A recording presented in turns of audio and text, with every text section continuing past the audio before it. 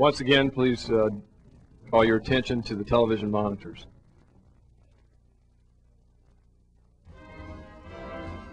Newton, called Ark in the South because of the great advertising he gave his native state of Arkansas, not only played 4 sports at the University of Florida, he excelled in all 4. His accomplishments in Gainesville labeled him, some 70-odd years after his graduation, the greatest all-round athlete in the history of the University of Florida. A native of Camden, Arkansas, Ark Newton was born on January 31st, 1903.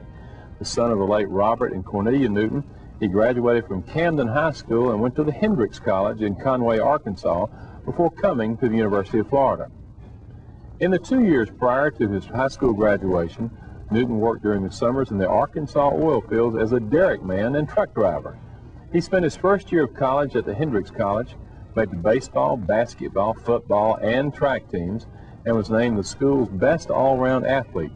In addition, he captured the gold medal in the Arkansas Athletic Association in 1921 when he took first place in the 100-yard dash.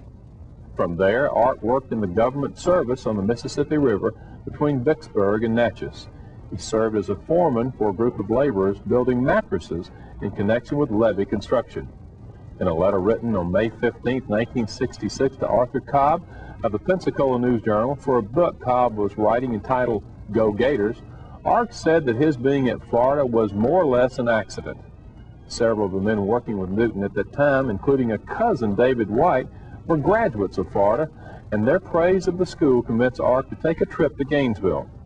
Even after arriving, Ark was unsure of his decision because an engineering course he needed was not offered for freshmen. Needing to give it a think, as he said, Ark wandered over to football practice and began practicing with the punters on the team. Later that afternoon, while he was watching the team play, before he knew it, he suited up as well. He spoke to Coach Klein and Major Van Fleet and explained his scheduling problems. Professor Reed, the assistant dean of the engineering school at the time, said he would help him out. Thus began one of the most storied careers in school history. Newton went on to letter 3 times in football, 3 times in baseball, 3 times in basketball, and 3 times in track, and earned all Southern honors, back then the highest sports award for Southern players to receive. In his first year at Florida, Newton won gold medals in both football and basketball. In 1922, he won a gold medal and set a Southern intercollegiate record in the broad jump at 22 feet 5 inches. He represented the school at the Penn Relays that year, winning the broad jump and taking 4th in the pentathlon. In 1923, Ark was named All-Southern Conference in football and captured the pentathlon title at the Southern Championships the following year. In track, Newton dominated in the field events, placing among the top 3 in the discus, winning the broad jump, taking 2nd in the javelin, and 2nd in the 220-yard dash. Newton won the Bishop Berry 3-year trophy for the Pentathlon Championship of the South. Some of Newton's greatest accomplishments, however, were on the gridiron, where he played both halfback and punter and led the Gators to a 19-5-4 record over a 3-year span.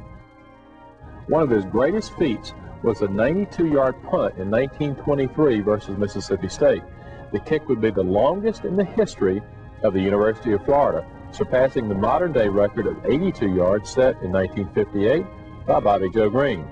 He kicked field goals of 57 and 43 yards against Wake Forest in 1923, with 57 yards being the best in the country that year.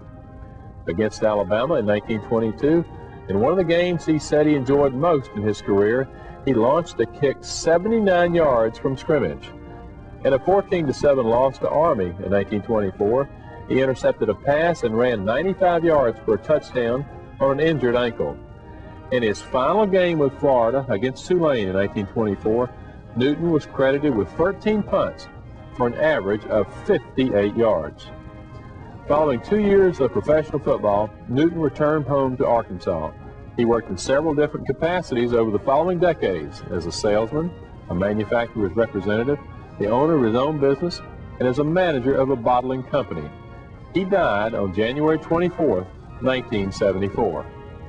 Ark's son, Robert Jr., shared these fond memories of his dad with us. Robert, if your dad were here, who would he like to thank for his success that he's had here at the University of Florida?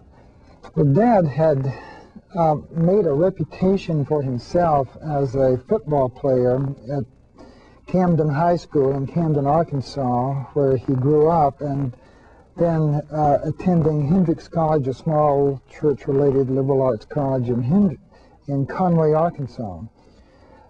So when he went to work during the summer after his freshman year on the levee with the Army Corps of Engineers,